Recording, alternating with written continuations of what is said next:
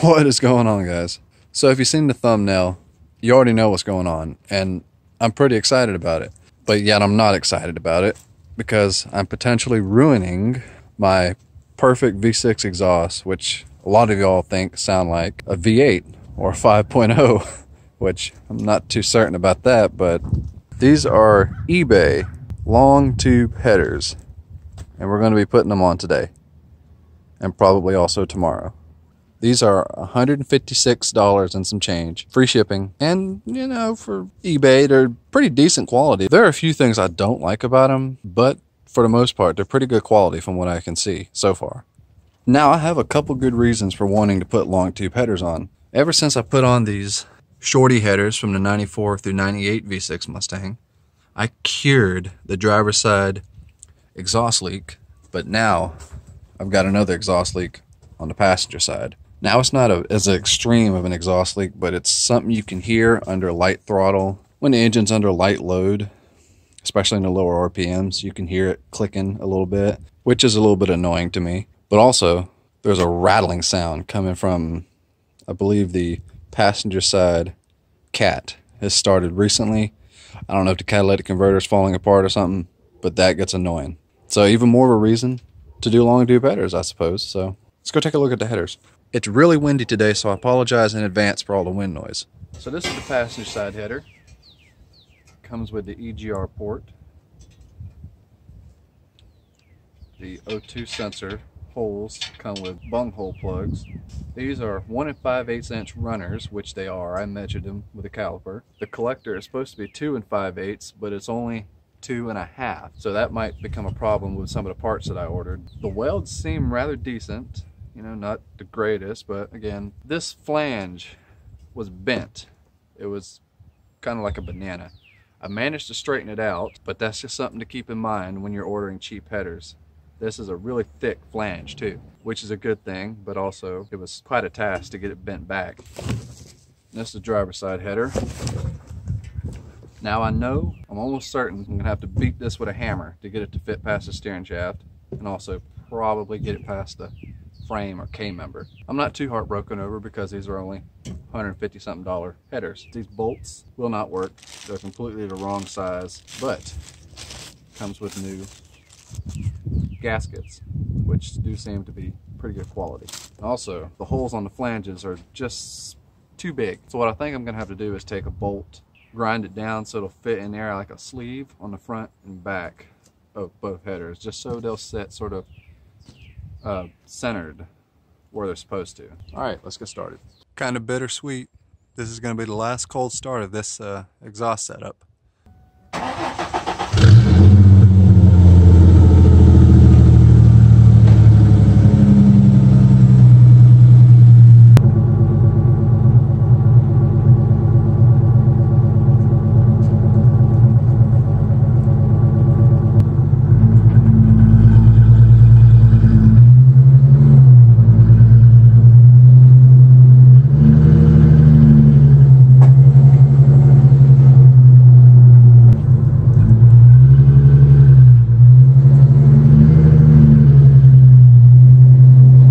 Alright, now that we're sufficiently up in the air, go ahead and start unbolting that mid-pipe from the Y in the middle and also from the headers themselves, or the manifold. Alright, so I got the mid-pipe out. I didn't record that, and it's a good thing I won't be reusing those headers, at least I hope I won't.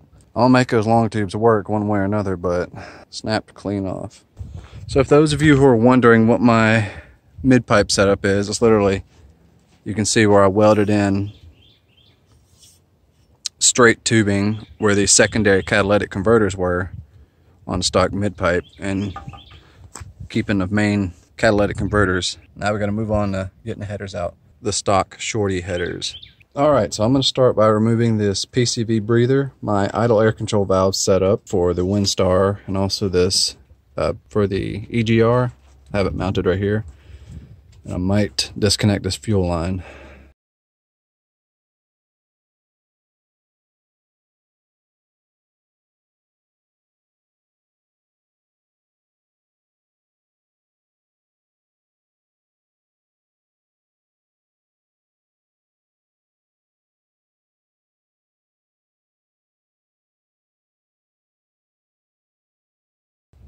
Also undid the EGR for the EGR tube, and I've taken out the spark plug wires and just numbered them with a Sharpie front to back so I don't have to remember the firing order.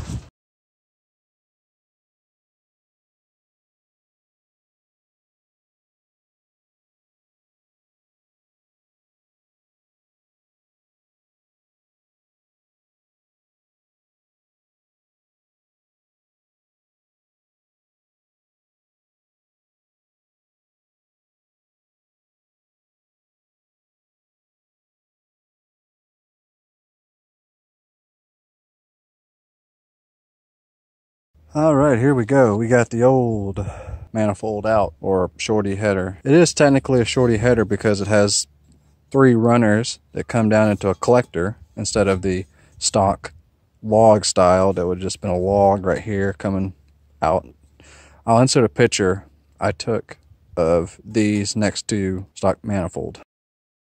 So I'm gonna try to get this behemoth in there. Alright, so what I've done is I've removed the bolt on the bottom of the engine mount, and I'm going to grab my engine hoist, try and lift this side of the engine up and snake that header in there. Alright, so after messing with it for about an hour, I finally got this header in here. I did have to massage it a little bit because it was catching right here and also right here. But after twisting it and turning it, it finally went down in there.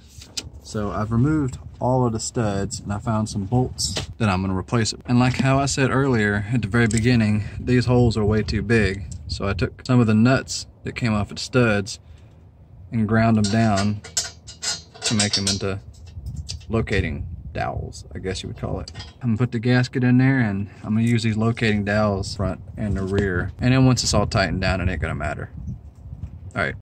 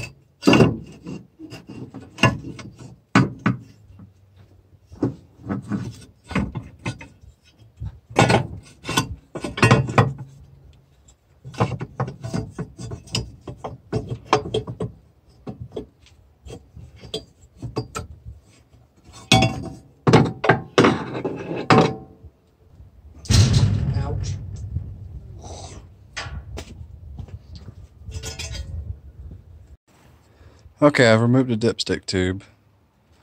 All you have to do is take that one bolt out, give it a good pull out of the oil pan, and in order to get it out, I had to undo the master cylinder in order to pull it out. Now that was a pain in the ass.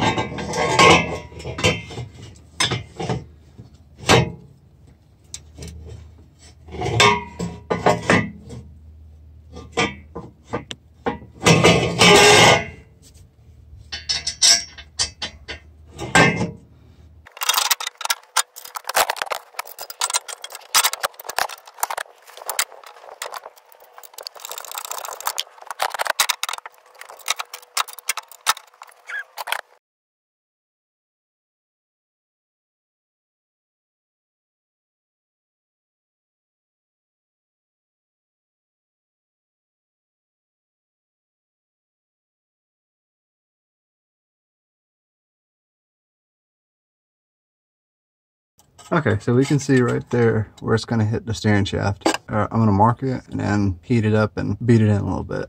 Now, I wouldn't worry about this hurting your performance any. Motor Trend did a video on this using an engine dyno. They beat the you-know-what out of a set of headers and literally no change in horsepower or torque, so I'm not worried about it.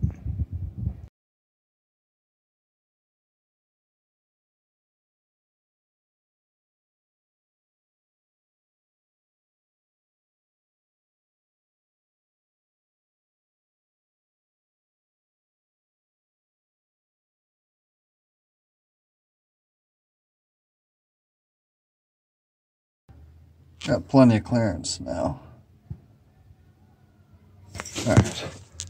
Alright, so I think we might be ready for an open header cold start.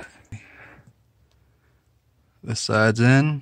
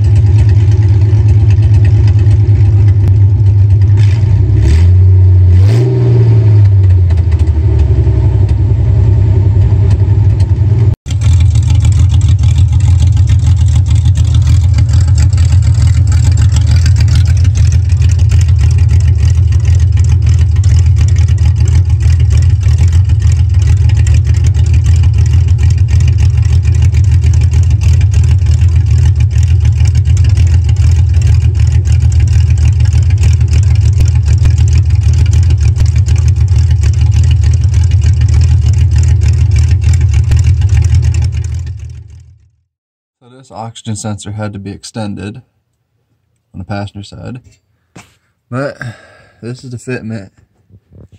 It's barely clearing everything. If you can see the bottom of the floor, probably about 3/4 of an inch clearance. On this side, probably closer to 2 inches maybe. I guess that's what I get for buying cheap headers, but I think this one is sitting right. This one is sitting high, but I don't know. We'll find out when we get it on the ground. As far as I can tell, it's not going to hit. If anything, this is still higher up than it was with the old mid-pipe catalytic converters. I don't know. All right, so this is what my plan is for the mid-pipe. This is a 4-foot section of 2.5-inch exhaust tubing. I'm going to use it, cut it, and use some on each side. Two 45-degree bends, still 2.5-inch tubing. Band clamps are what's going to connect them to the headers. A 3-inch V-band will be adapted to the beginning of the Mac dual exhaust conversion kit. And I know what you're asking, why don't I just do true duals or X-pipe or something? I'm hoping what the secret is to a good 3.8 V6 exhaust is keeping the Y pipe. Most people try to attempt it like they've got a V8 under the hood or something, which I think you're going to have to kind of approach it a different way. It's not going to sound like a V8, but I'm hoping it'll still sound pretty decent. All right, so this is what I've got so far for the mid-pipe. Didn't go the way I wanted it to. I ended up having to take this bend sooner than I wanted to because right here there's a fuel line and brake lines going through, and I wanted to stay away from it. Got some, I think you might call those pie cuts. Had to cut this one at an angle so it kind of goes like that. 45 back to this V-band, which I'll have to put some metal in here to fill it up.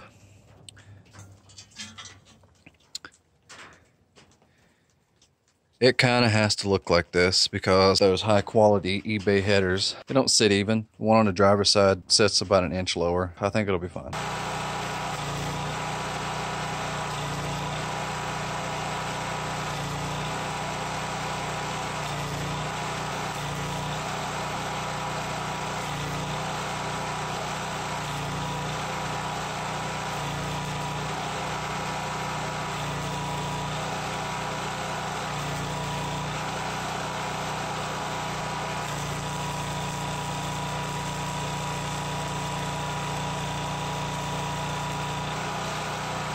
Alright, the mid-pipe is fully welded up.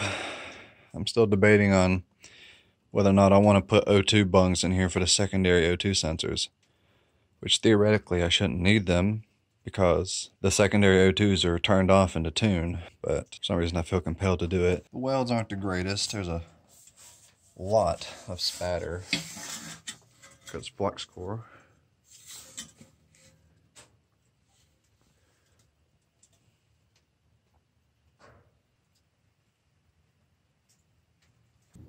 Alright, so this is what it looks like. Coming out of the headers, the 2.5-inch band clamps. Got the oxygen sensors. My homemade mid-pipe. I ended up putting the O2 bungs in for the secondaries and putting that in, which I know is completely unnecessary, but for some reason I wanted to do it. My beautiful welds, the V-band, the rest of the Mac dual exhaust conversion kit.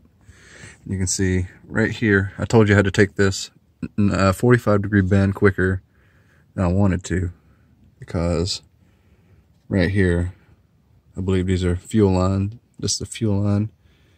These are brake lines. Actually, no, this is an evap line, the big one. And this one is a fuel line, I believe. And this is a brake line. All right, we're ready for the first start. Kind of excited to hear how it's going to sound. Yet I'm really nervous that I just messed up my exhaust and it's going to sound like shit. Let's go.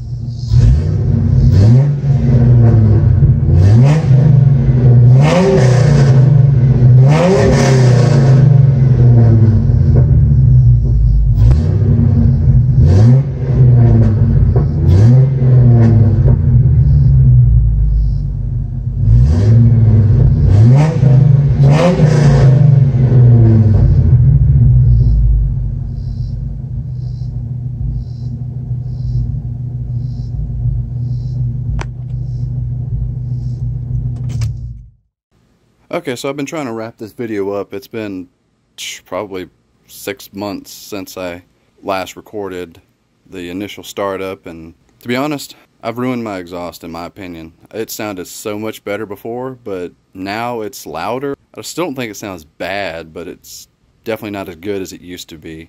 I have felt power gains. It's a lot more torqueier, feels a little quicker, I don't know.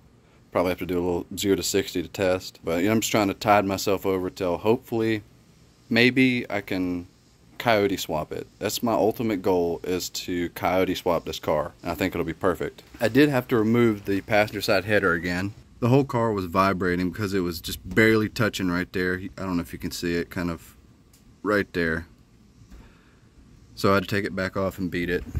I want to talk about the weight savings, I guess. The old mid-pipe weighed 23 pounds. That's the mid-pipe with the secondary cat delete, and the primary cat's still. New mid-pipe is 10.2 pounds versus 23 pounds.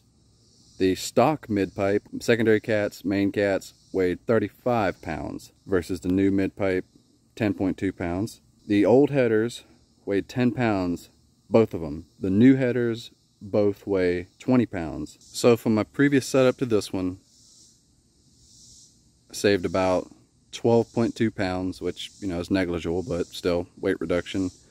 From the old original stock mid-pipe, save 25 pounds, which is a little more, but still kind of negligible. That's the difference between one driver and another. But ultimately, do I recommend these headers? No. They have a poor fitment. The one on the driver's side hangs down way too low. I scrape every speed bump, which probably won't be any problem if your car is stock ride height, but you know, who leaves a Mustang stock ride height? They sound decent. There were power gains, but if you really wanted long tube headers on your V6, I would go with a better, more reputable brand like BBK, or I'm not sure who else makes long tube headers for V6 Mustangs. Between these headers and a name brand, power gains will be identical. But this video has been in the works for a long time. Like and subscribe if you want.